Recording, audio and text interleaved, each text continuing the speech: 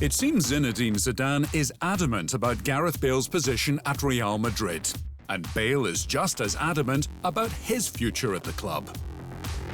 In short, Zidane clearly has no use for Bale except in an emergency, and Bale is not walking away from Madrid with wages of about €30 million still on the table. He's still on a 2-year deal with the club, and he's not going anywhere else. Some clubs inquired about him, but not many can afford signing him, as well as his wage demands. Having suffered injury and illness, Bale has made just 20 appearances this season, only 7 since the end of January. But it should be remembered, Bale has 105 goals from 241 outings for Madrid, and was key in winning 6 major trophies. That Bale was only a peripheral figure on the run to this season's La Liga title shows how far he has fallen in the eyes of Zidane. Either way, Bale and Madrid are facing a serious standoff that appears unlikely to be resolved anytime soon.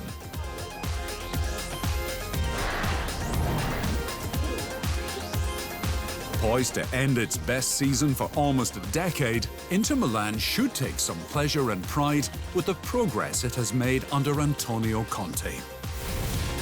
Indeed, Inter is on course to finish runner-up to Juventus for the Serie A title. But that gives Conte no cause for celebration. If you talk to me about what it means to finish second rather than third or fourth, I think second place is still first among the losers. History is written by the winners. That is what is remembered.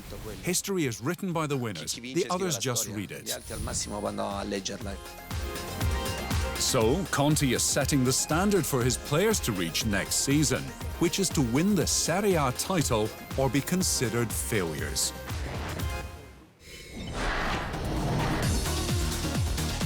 Having allayed one fear, Kylian Mbappe has provided more concern for PSG fans.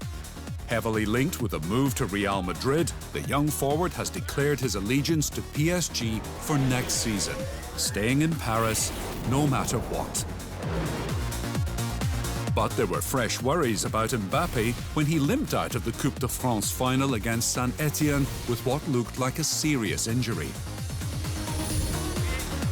Fortunately, Mbappe has escaped serious damage to his ankle, but he could miss at least PSG's Champions League quarter-final against Atalanta on August 12.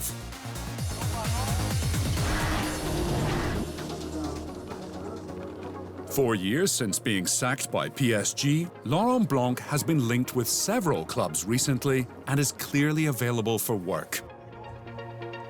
Connected with Newcastle and Valencia, Blanc has now been mentioned as a possible candidate to replace Quique Setien if he is sacked by Barcelona. Having played one season for Barcelona, Blanc does have a connection with the club, but Camp Nou officials have denied any contact with the former PSG boss.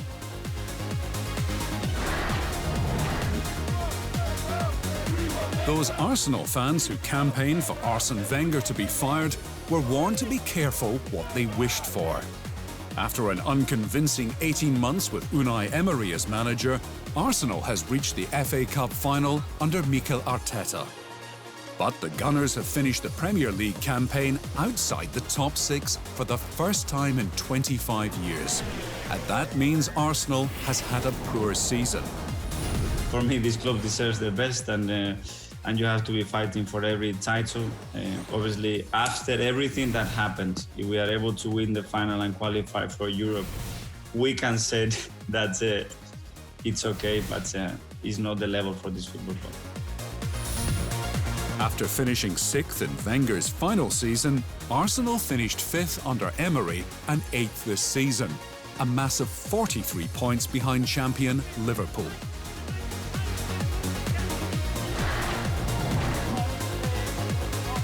On-pitch leadership and influence has trumped gaudy statistics with Jordan Henderson, named the 2020 Football Writers Association Footballer of the Year. A clear and telling key as the Reds won their first Premier League title. Henderson is the 14th Liverpool player to win the award in its 72 years.